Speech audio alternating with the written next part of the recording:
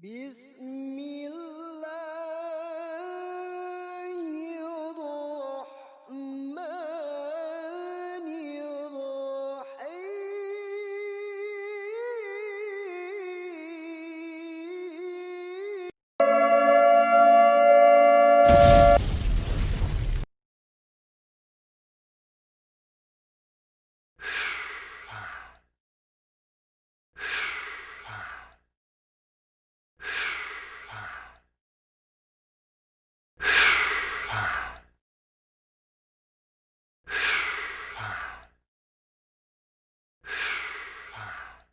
Samaannya, interaksi secara langsungnya boleh dibilang tidak cukup mudah, ya, tidak cukup banyak kendala yang harus kita hadapi.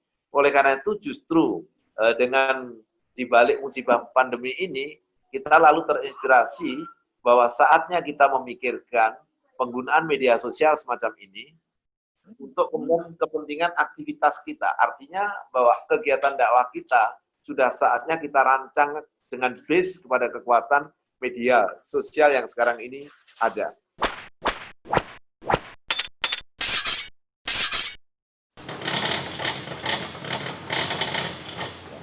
Dakwah kita ke depan. Harus kita akui bahwa Arematia ini sebuah organisasi dakwah yang anggota-anggotanya lebih banyak tersebar di berbagai kota, dan interaksi kebersamaannya, interaksi secara langsungnya boleh dibilang tidak cukup mudah, ya, tidak cukup banyak kendala yang harus kita hadapi. Oleh karena itu justru dengan dibalik musibah pandemi ini, kita lalu terinspirasi bahwa saatnya kita memikirkan penggunaan media sosial semacam ini untuk kepentingan aktivitas kita. Artinya bahwa kegiatan dakwah kita sudah saatnya kita rancang dengan base kepada kekuatan media sosial yang sekarang ini ada. Satu contoh bahwa kita selama ini berharap punya yang namanya semacam kantor atau sekretariat. Nah, kalau sekarang konteksnya mungkin kalau kantor itu masing-masing kota, tetapi dalam lintas kota mungkin yang kita butuhkan bukan kantor tapi akun. Nah, saya berharap bahwa Arematia yang semula sejak awal sudah saya pikirkan bahwa seyogianya kita punya akun yang dikelola secara profesional, yang itu akan menjadi jendela bagi siapapun yang ingin mengenal Arematia. Termasuk di situ kita gunakan untuk menyampaikan berbagai aktivitas yang kita selenggarakan, sehingga masyarakat menjadi well informed terhadap kehadiran kita, termasuk di sanalah kemudian energi dakwah kita bisa kita kembangkan. Jadi saya berharap bahwa ini menjadi sebuah entry point, trigger yang penting untuk kita kembangkan lebih lanjut.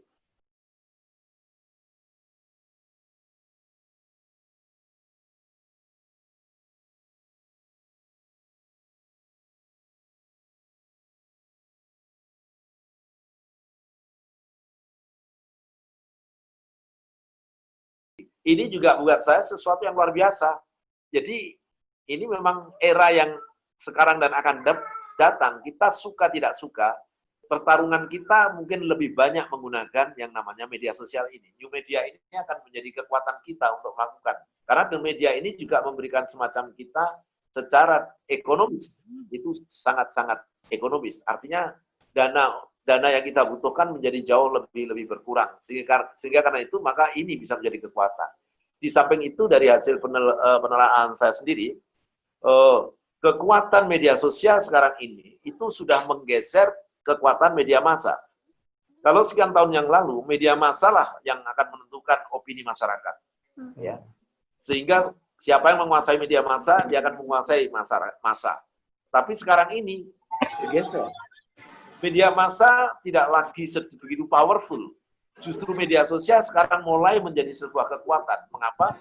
Karena media sosial ini punya kekuatan-kekuatan yang dimiliki media massa, sementara media massa tidak punya kekuatan yang dimiliki oleh media sosial. Media sosial itu punya kekuatan personal approach, interaksi personal, komunikasi personalnya kuat. Sementara juga sekaligus punya kekuatan yang dimiliki oleh media massa. Sehingga media sosial ini menjadi kekuatan yang katakanlah komprehensif untuk kita gunakan dengan baik untuk kepentingan dakwah kita ke depan. Di samping itu, saya juga melihat kalau di masa lalu, katakanlah begitu, tantangan yang kita hadapi itu seperti tersembunyi. Katakanlah, apakah itu gerakan murtadisasi, gerakan pemurtatan, itu biasanya sembunyi-sembunyi, tidak terbuka, tidak transparan. Hari-hari ini kalau kita cermati, itu luar biasa. Sangat terbuka, sangat masif. Seolah-olah, maaf, kita sudah nggak ada lagi. Era sekian tahun yang lalu, katakanlah begitu, apalagi eranya Pak Harto, itu seolah-olah agama di Indonesia ini yang kuat dan menonjol dan kegiatannya itu terkomunikasikan dengan bebas Islam. Tapi hari ini kita saksikan, seolah-olah kita ini, komposisi kita itu seolah sudah bergeser, seolah semua agama di negeri ini jumlahnya sudah seimbang. Karena bisa kita lihat sekarang, ya, keberanian mereka, bahkan untuk melakukan pelecehan sekalipun, itu sudah luar biasa. Itu sudah luar biasa. Oleh karena itu, maka suka tidak suka, kita harus menghadapinya, dan suka tidak suka, media ini juga yang akan menjadi bagian dari yang harus kita mainkan. Jadi media massa inilah, yang media sosial inilah, new media inilah yang harus menjadi kekuatan. Kita suka tidak suka, harus ikut main di dalam arus media yang sedang bergulir. Dengan demikian, maka kita menjalankan dakwah sesuai dengan konteksnya, ya, sesuai dengan konteksnya. Oleh karena itu saya saya sambut dengan gembira ketika ada Arimatea TV, ketika pertemuan kita dengan Zoom ini, aplikasi Zoom ini, ya, ketika teman-teman terus melakukan berbagai kegiatan dan dikomunikasikan lewat media-media sosial, saya sambut dengan sangat gembira, dan inilah sebenarnya yang memang harus kita rancang. Jadi ke depan ini kita mestinya merancang kegiatan-kegiatan kita untuk kita komunikasikan lewat media sosial ini. Ya. Dengan demikian lalu nanti masyarakat internasional akan mengenal kehadiran kita. Karena kita punya akun, dan di akun itu kita mengkomunikasikan berbagai kegiatan yang kita lakukan. Sudah barang tentu memang kita juga butuhkan semacam mekanisme melakukan sharing agar yang kemudian muncul, katakanlah di media yang menggunakan atau mengatasnamakan kegiatan Arimatea, memang ya sesuatu yang seyogianya klop dengan konteks-konteks yang kita ingin mainkan.